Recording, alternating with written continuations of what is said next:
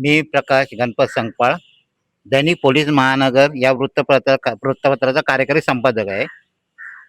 ठाणे जिल्ह्यातील आहे ना, हिरांदानी इस्टेट आहे. तिथे सोलस अपार्टमेंटमध्ये रिकीज बार अँड किचन नावाचं बार अँड रेस्टॉरंट आहे. तर या बार अँड रेस्टॉरंटच्या वरती अनेक केसेस दाखल झालेले आहेत. आम्ही सुद्धा गेले वर्षभर त्याच्या विरोधामध्ये लढतोय, त्याच्या विरोधामध्ये तक्रार देत आहेत.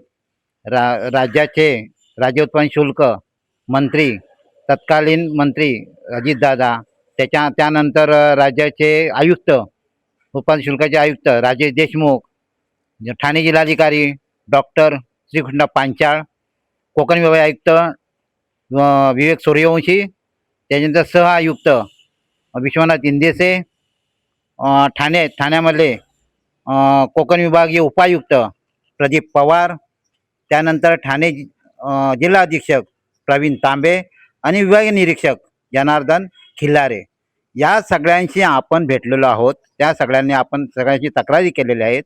जवळ वर्षभर आपण तक्रारी करतोय, पण या वर्षभरामध्ये त्यांनी आमच्या तक्रारीला अक्षरशः केराची टोपली दाखवली आहे. फक्त तोंडावरती गोड बोलतात. यांचं नाव खरं तर गोडबोले ठेवायला पाहिजेत. फक्त तोंडावर गोड बोलतात आणि सांगतात की आम्ही तुमच्या तक्रारींना न्याय देतोय. तक्रारी ज्या केलेल्या आहेत त्या आपण संबंधित रिकीज बार अँड किचनवरती गुन्हे दाखल करू. परंतु प्रत्यक्षात आम्ही माहिती अधिकारामध्ये माहिती मागवली, 2 वेळा माहिती मागवली. एकदाही आम्हाला आमच्या तक्रारीवर कारवाई केलेली कुठे दिसण्यात आलेली नाही. शिवाय एवढ्या मोठ्या ज्या वार्ता असतात आणि सांगतात की आम्हाला या तक्रारी आम्ही जेव्हा करायला जातो त्यावेळी आम्हाला एका राजकीय पक्षाच्या आमदाराचा फोन येतो, त्या दबावाखाली आहोत.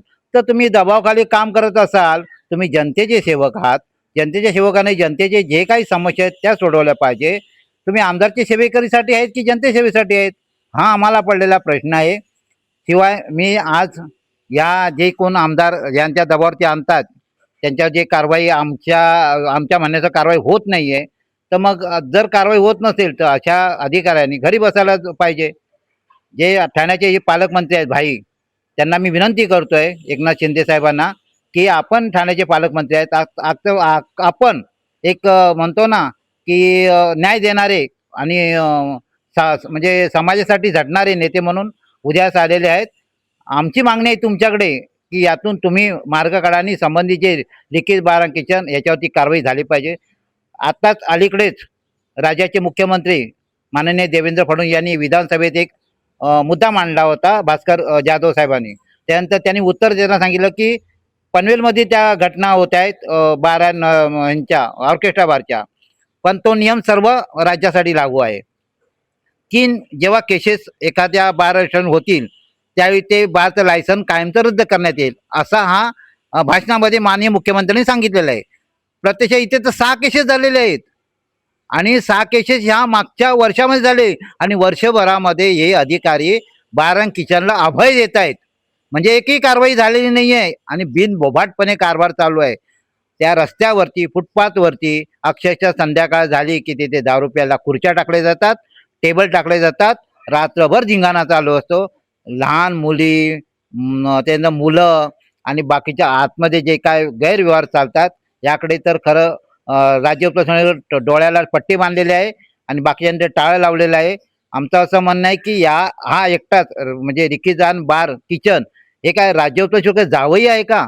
एवढं ह्याला सूट दिली जाते, बाकीच्या ठिकाणी कारवाई केली जातात आणि ह्याला एवढी सूट काय मिळते? म्हणजे हा जावंही लागतो की काय यांचा, असा आम्हाला प्रश्न पडतोय. आम्ही पुन्हा एकदा विनंती करतो या माध्यमातून अगर कारवाई झाली नाही, पुन्हा याच्यावर कारवाई काय होत नसेल, तर लायसन कायम तुझं सस्पेंड होणार नसतील तर आम्ही न्यायालयात जाण्याशिवाय आमच्या दुसरा पर्याय नाही आणि आम्ही न्यायालयाच्या दरवाजा लवकरच ठोठावू. त्यावेळी मग यांना नाविलाजास्तव सर्व कारवाई करावी लागेल. तोपर्यंत यांचे डोळे उघडत असतील तर ठीक आहे, अन्यथा आम्हाला न्यायालयात दरवाजा ठोठावा लागेल. धन्यवाद.